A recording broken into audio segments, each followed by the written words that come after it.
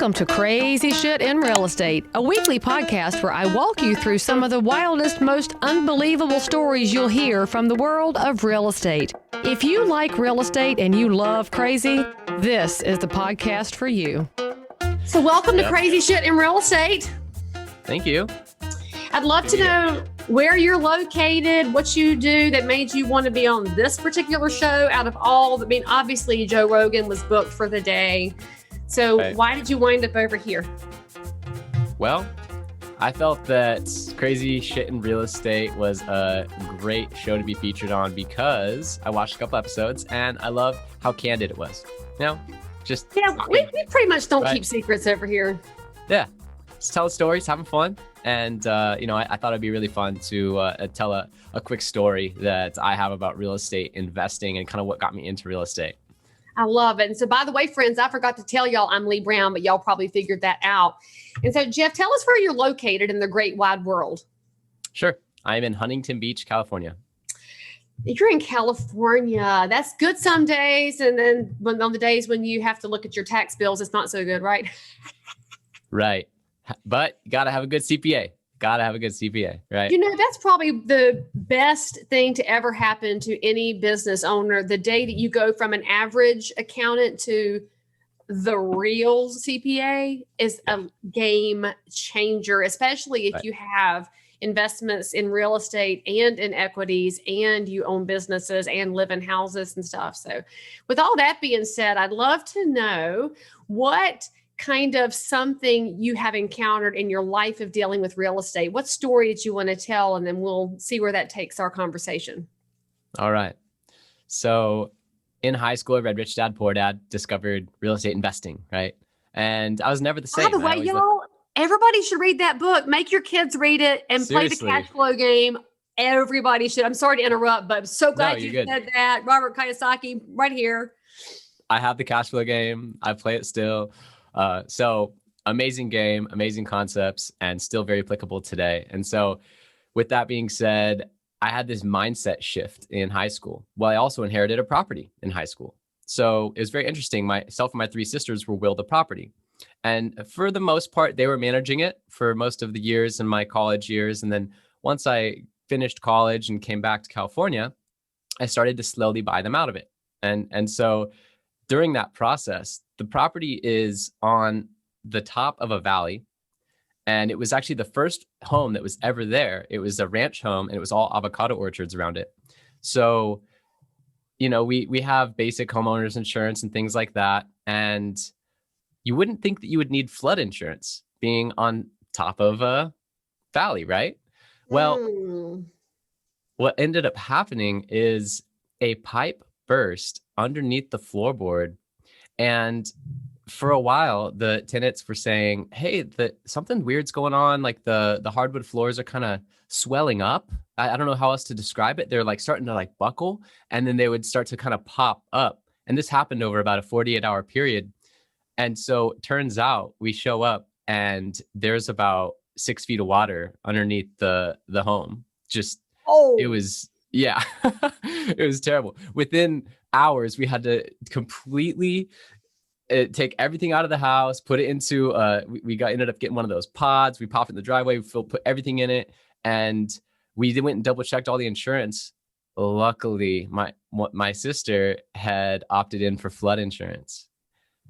Oh, you're lucky on that, because most people don't. Holy smokes, you owe her forever. She probably tells I know, right? So we were able, and my other sister was an interior designer. We were able to fully renovate it. I mean, you have to clear out the drywall like 6 feet up when something like that happens. So we redid everything from the bottom to the top. And it now is a beautiful, freshly renovated 4-bed, 2-bath in Southern California. And it ended up working out, but it was the craziest experience because like, this is my first property. I'm only part owner. I'm kind of like almost, it's just like a check shows up sometimes, right? It's very detached from my life. And then I start to increase my ownership, and then bam, catastrophe, right? But it ended up being an opportunity, and now it's worth more than ever. And that's the nature of real estate. And I think it's something investors don't necessarily plan well for. When you have a good tenant and the checks are coming in, they forget that maintenance accrues just like your rents accrue, but it will catch up over time. Yes. What I'm intrigued by is that you wound up with 6 feet of water under the house. Is there a basement under this house, or well, how did the water not escape naturally? Were there no vents, no foundation wells, no drainage? So the way that it works, there's a crawl space under the house. Now this house was built in 1947. Old house. Oh, well, post World War II house. Some little veteran built it when they came home. Oh. Right. So there's a crawl space under the house. It's not a basement, but it's this crawl space, and that's I don't know how else. Yeah. Well, I mean, you gotta, it maybe not 6 feet of water, maybe 3 feet of water, but okay, because I'm picturing 6 feet is taller than me. That's a lot of water. Right. That's true. I'm 6 foot. So you're right. Maybe 3 feet of water, but it was enough to fill a pool under the house and then start to absorb up into the floor and the you drywall. Could have sold that, because in California it costs a lot of money to fill up a pool. You probably could have called somebody and said, bring your truck over, bring you a siphon pipe, we'll take care of it. Right. Made some money back. You could have watered the avocados. Is the avocado orchard still there, or has it been developed now? No, it's all houses. Oh, I'm sad. I was kind of had this picture in my head of the little house on the hill and the avocados all around. You could have watered them with a flooded house. But you bring up a great point when we talk about flooded houses, because most people don't carry any kind of a flood rider or flood insurance because they necessarily have made the mental error of thinking that only houses on rivers and at the beach flood. But anywhere that there could be rain, a house could flood, whether it's from a burst pipe or it's from a organic fall that goes under the house. We've seen a lot of houses where we call it fall, that way that the dirt goes away from the house. Over time, erosion happens. A 1947 house, you'd probably have some natural settling, and the fall goes towards the house. Boom, here goes the rain if you have a big day. But still, the insurance matters on investment properties. I want to go back, though, and ask you about this inherited property.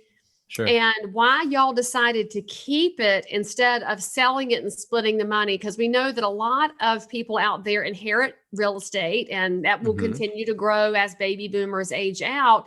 So they're going to be faced with probably the same decision you and your sisters were. Do we take the money and run, or do we keep it as a possibility for residual income? How did y'all hit that decision point?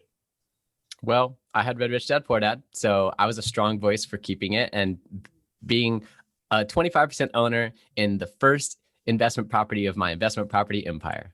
So I was a huge advocate for keeping it. And, there was back and forth for sure of what to do, who's going to manage it, how is that, if we're all 25% owner, but one person is doing all the taxes, finances, everything, it's like, shouldn't they actually get more of a cut because they're kind of managing the property? There was all those discussions. And we ended up just keeping it. We kind of worked through it. We made it happen. And also over the years, as my sister became an interior designer, now we have different visions, and we're like, oh, maybe we could do this. Maybe we could do that. I started to slowly buy my sisters out. So I have 3 sisters, and we were all quarter owners. And then over time, we just kept it. We just got some good tenants that stayed in it, and we made it work. So how did you take that first property and become an investor to the point where you are today, where, frankly, I tell anybody with more than one house, they do have an empire. It might be a small empire, but you do start finding ways to leverage and build. So what would you say was the scariest moment as you took next steps toward building your empire? Well, I definitely don't want to make it seem like I'm this huge mega mogul investor, because I'm not, but I do have big plans. Properties, right? Yeah. So you have an empire in my world. Right. All right. So with that being said, I think it comes down to having a clear vision, never over leveraging yourself. You can't over leverage yourself. That's just it. You cannot be totally tapped out, because what happens when the market dips a little bit? Okay. So define that, though, because everybody's got a different number in their head for what they consider to be over leveraged. What would you say in Jeff's head? What's the number, the percentage that you say is where you can't go further? Well, I like to say 80% loan to value. What are your thoughts? That's very reasonable. I mean, it depends on where the house is located. I'll go Yeah. higher loan to value on a duplex, triplex, quad because you have multiple doors to offset. With a single family though, the highest I'll go is 90%, but that depends on, are there HOA dues? What are the rents? And so for me, there's multiple factors. But I will tell you, the thing that makes my heart sad and my brain sad is when somebody insists on paying full cash for a property. And I've tried to explain to them, I'm like, even if you did 50%, you could then have two properties. And then if one of them goes vacant, the other one might have something coming in. If you're 100% in, that's all eggs in one basket, which means you're completely under leveraged. So the long story short there is that my number is different than Jeff's number, might be different than yours. But at the bottom of it, you have to have some kind of comfort with where your numbers are, because before I interrupted him, he was about to say that market conditions change. So I'll let you finish your sentence now, but I'm an interrupter. I'm so sorry. That's okay. And I teed you up to interrupt. I said, hey, what do you think? Right. It's true. It's your fault. It's my fault. With that being said, I'm a little bit more conservative with real estate. I'll be risky in some other types of investments. Maybe it's like stock or options or calls or stuff like that, where I have a little bit of money and I'll throw it in. But with real estate, it's like, I actually graduated high school in the 2008-9 recession. And I was already working. Baby. Oh my gosh. Are you serious? Yeah, I'm 29.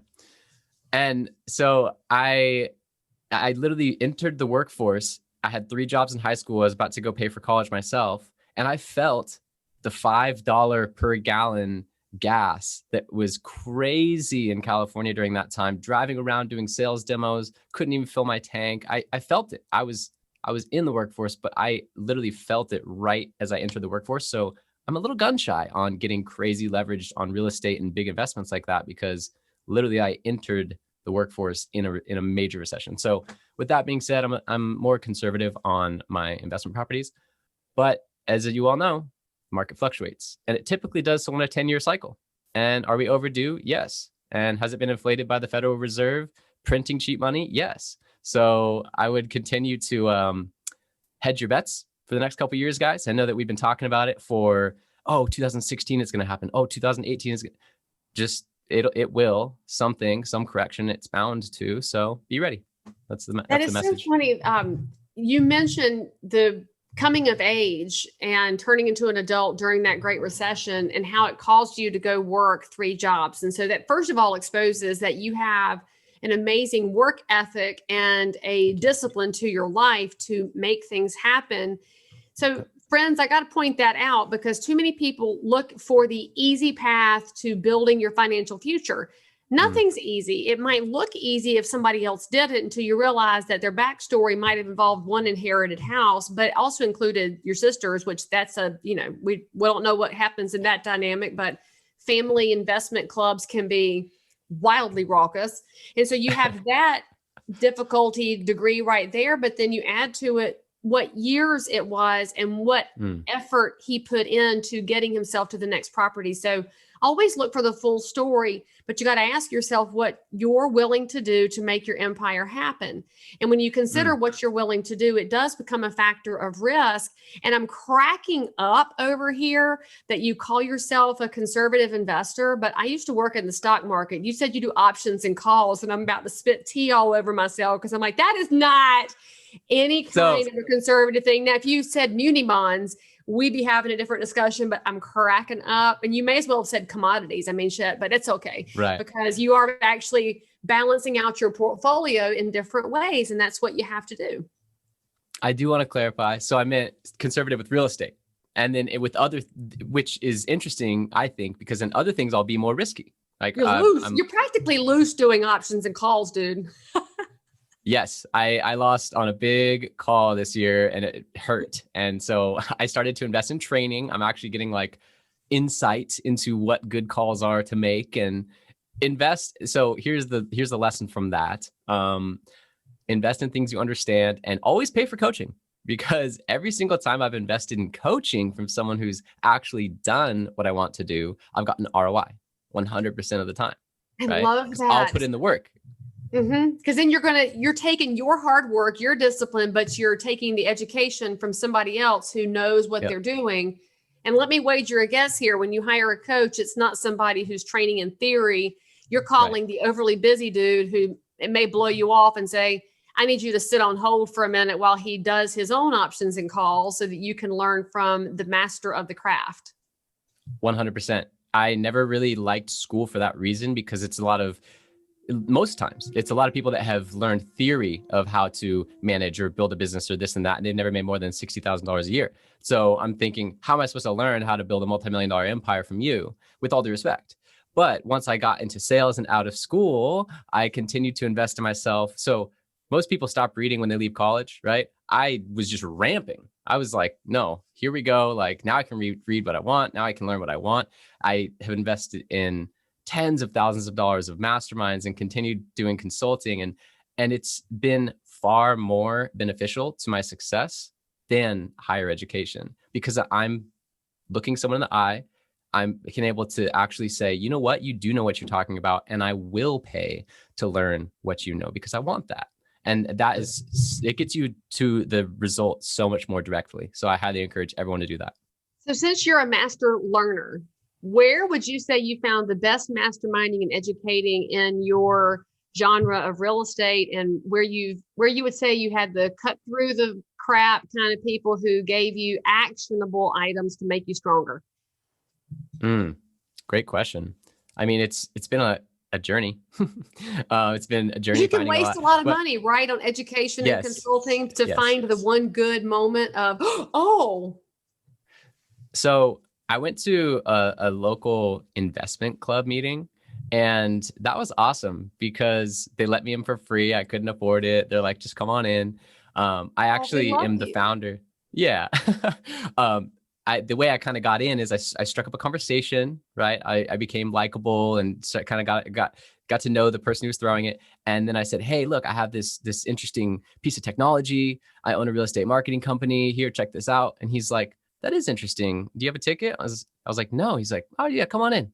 And so from that, I was able to expand my network in that area, but also learned that the number one thing everyone's looking for when it comes to investing is the deal. You can go find the money. You can go find the agent. You can go find the construction company. Everyone's looking for the deal. And so I realized, oh, wow, I actually have a unique advantage here because I know how to run Facebook ads, generate opportunities, generate leads, and do it for motivated seller all the way to normal buyers and sellers. And so I was able to then add value. Being the young buck that I am with, minimal capital and no real estate license, I still had something to offer. And that is where I really found some great mentors. I expanded my network. I started to do work for top brokers and actually, discount it heavily just to get them as a testimonial. But then I developed the relationship. And some of those brokers are still with me today, 3, 4, 5 years later, still just believe in me, invest in, and we've grown together. So it really does take commitment to a craft and building those relationships, I think, just one at a time. Just and one it's a two-way at a time. Street, right? You're not looking to just take.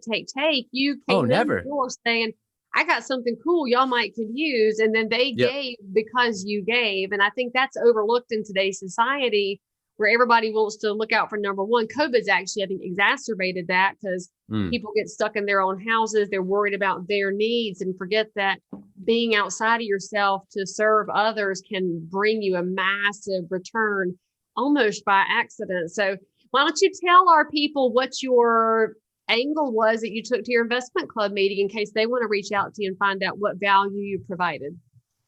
Sure. So actually before COVID and before it was even less enticing to like take someone's business card, like now in COVID, I don't know if you try to hand someone a business card, but people are like, oh, everybody takes mine. I force it on them. But I'm very aggressive. So I had come across a QR code technology that I understood that QR codes did not take off in the first place because people didn't know how to use them and they had no scanning device. And they think it's the mark of the devil, but that's a different discussion. Okay. So that I haven't heard that one, but you're not from the South. My people talk about things a little differently, but QR codes have actually taken off during COVID. Who knew? Right. So, but before this, I had the ability when you're networking with someone to have them scan a photo that you could just create on Canva or whatever. It's a photo of you, nice headshot with a little QR in the corner that people don't even really notice. And it would automatically either send them your contact card or it would subscribe them to your Facebook business page so that you could follow up with them in like reverse chronological order through Facebook Messenger. And so it was super simple. You know, it was just like, hey, scan this. Dink. Do you think that's cool? They're like, yeah. Okay. Do you think that would help you, you know, building leads, networking in person, You would never run out of business cards. You know, it's instantaneous. You can actually follow up with them. You get their Facebook profile. They're like, yeah. I was like, all right, cool. Yeah, I want to help you with that. Do you still have this product? You keep saying was. Do you still have your little... Oh, yeah. And it's gone. It's built like so much more than that as well. But yeah, that was a basis point for kind of creating the company and getting into real estate. And I figured this is a simple problem I can solve. Spotting a need, and it doesn't have to be gigantic. It can be right here, but it opens the doors to other opportunities. So what's next for you, Jeff? What's going to be the next big project on your horizon? I'm getting my real estate license. Are you? Yay. Yes. What you gonna do with it?